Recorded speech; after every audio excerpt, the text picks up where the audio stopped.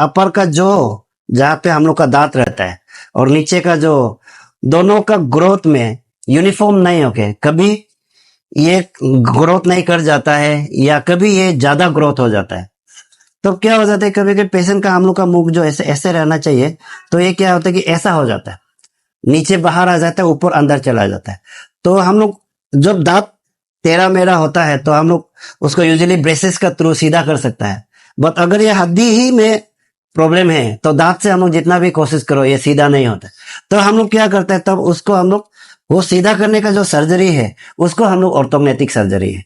तो हम लोग एक जॉ में करने से बैलेंस नहीं मिलता, इसलिए हम लोग जो डिस्क्रिपेंसी हम लोग एनालिसिस करके एक ऑर्थोडोंटिस्ट सर्जरी ऑर्थोडोंटिस्ट डॉक्टर होता है तो एनालिसिस करता है एंड देन हम लोग मैक्सिलोफेशियल सर्जन लोग उसका एनालिसिस का थ्रू में इसको सर्जरी करता है। तो यूजुअली हम लोग सर्जरी को ऐसा करता है, ये जो अपर जो है इसको हम लोग जो हम मार्किंग कर रहा है ऐसे करके हम लोग पूरा यहाँ से स्काल से इसको सेपरेट कर देते हैं, तोड़ देते हैं, तोड़ के इसको सेपरेट करता है। फिर इसको यहाँ से हम लोग फ्रैक्चर करता है, दोनों साइड से ऐसे फ्रैक्चर करता है, फ्रैक्चर करके इसको पीछे टेल देता है और इसको आगे खींच के ले आता है, तब जाके पेशेंट का नॉर्मल रिलेशन आ जाता है। Thank you very much for coming here with due permission from our higher authority. We are giving this press briefing for especially for the public awareness. My name is Dr. Luxi Jilen, Assistant Professor, Department of Dentistry, and I am a maxillofacial surgeon working here in the TRIMS. And then right side here is my senior maxillofacial surgeon, Dr. Rimeng Ulom. And this side is a senior maxillofacial surgeon, Dr. Tagat Taggu sir, and these are all my juniors. And they that side is Dr. Rinjin, he is an orthodontist. और हम ये चाहता है कि for understanding of all the common peoples, I would like to speak in Hindi or naturally Hindi, so that everybody could understand what I am saying or what I am trying to say. तो ये जो है एक ऑर्थोग्नेटिक surgery बोलता है, जो ऊपर और नीचे का जो हम लोग का जो है, मुंह का जो है, जो इम्बैलेंस होता है, कोई एक छोटा एक बड़ा होता है, तो उसको मिलाने के लिए हम लोग एक सर्जरी होता है जो इस बार अरुणाचल प्रदेश में फर्स्ट टाइम हुआ है। लाइक सिंगल जो सर्जरी ऑफ कोर्स पहले हुआ है पासीघाट में, डॉक्टर रतन हम लोग का एक को सर्जन है, तो वो एक केस किया है पहले भी। बट अपर एंड लोअर, जैसे ऊपर जो एंड लोअर जो का कंबाइन करके जो सर्जरी है, तो this is first time in our state. So इसीलिए हम लोग चाहता है कि पब्लिक अवेयरनेस के लिए ऐसा फैसिलिटीज भी होता है। तो हम लोग का अरुणाचल में बहुत सारा ऐसे केसेस है भी शायद, लेकिन पेशेंट को पता नहीं है कि वो ट्रीटमेंट कर सकता है बोल के, तो वो करेक्शन कर सकता है बोल के पेशेंट को पता नहीं है।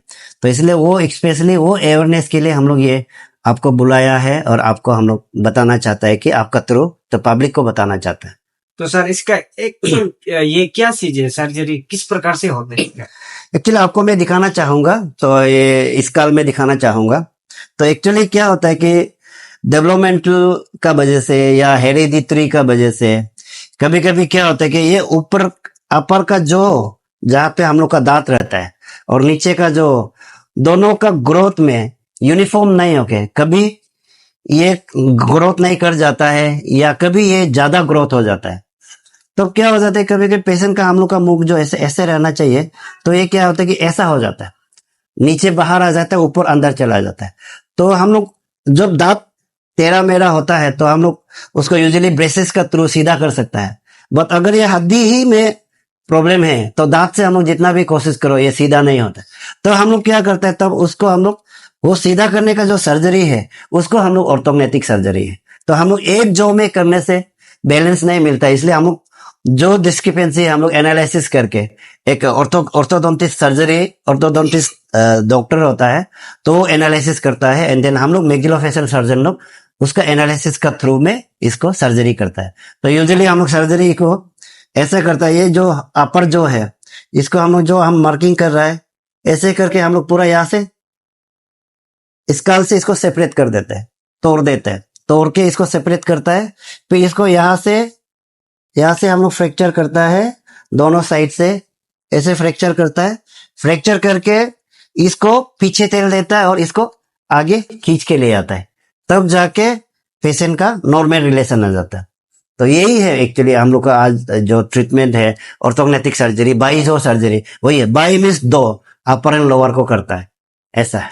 तो सर इस पेशेंट को क्यों ऐसा मजबूर होना पड़ा कि दोनों ही ये जो को सर्च करना? स्पेशली ये जो है कॉस्मेटिक पर्पस के लिए होता है।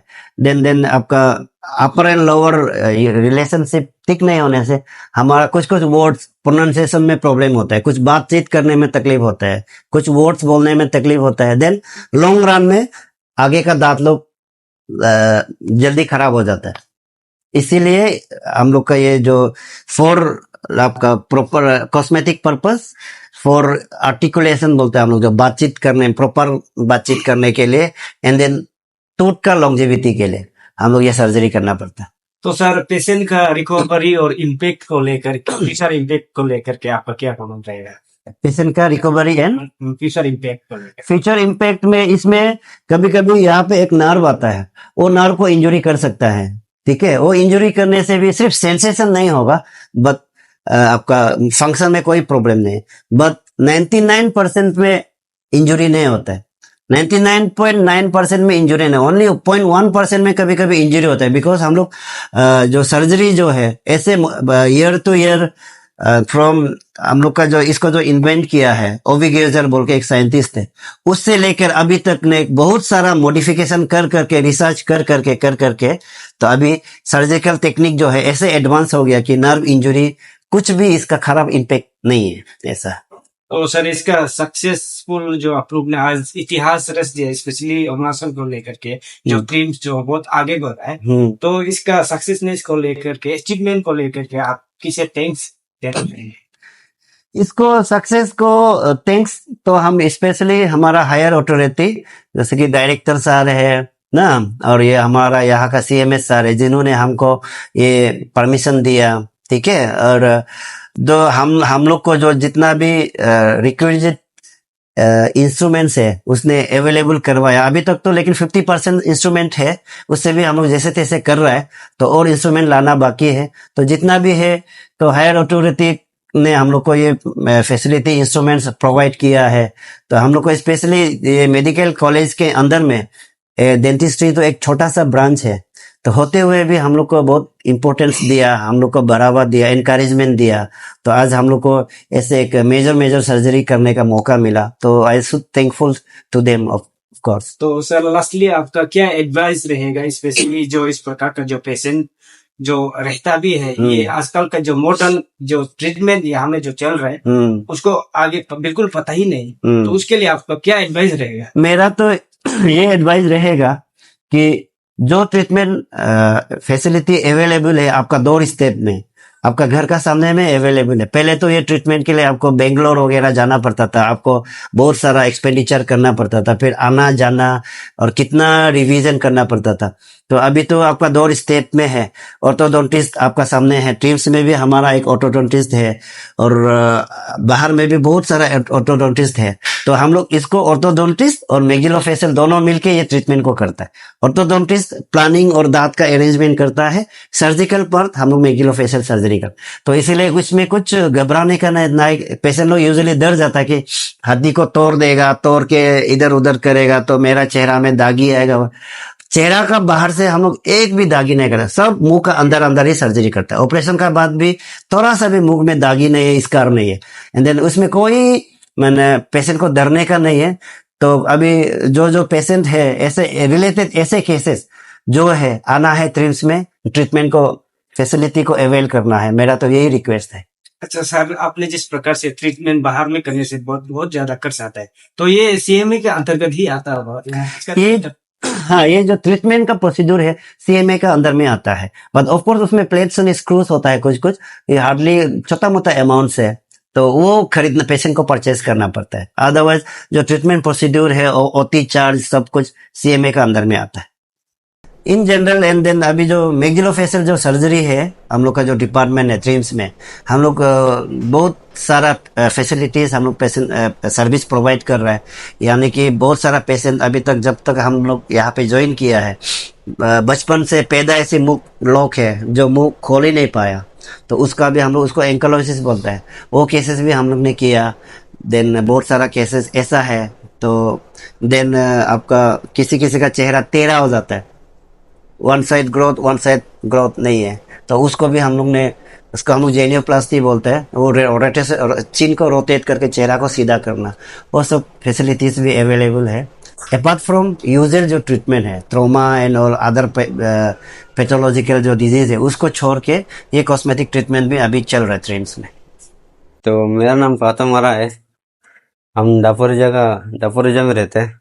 तो पहले जो मेरा ये दांत जो ये नीचे का जो आगे था, तो हमको दूसरा लोगों को बात करने में बहुत तकलीफ लगता था।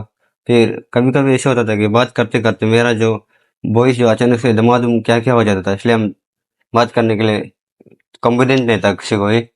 तो फिर यहाँ पे आगे पता चला कि इसको जो पीछे टेल सकते हैं, तो हम तो सर्जरी किए, तो मेरा ये दांत को इसको इसको पीछे टेल दिया और इसको आगे ला दे, तो अभी हमको बात करने थोड़ा ठीक लगता है। इसलिए फिर अभी इतना शर्म नहीं लगता दूसरा को बात करने के लिए। सही है।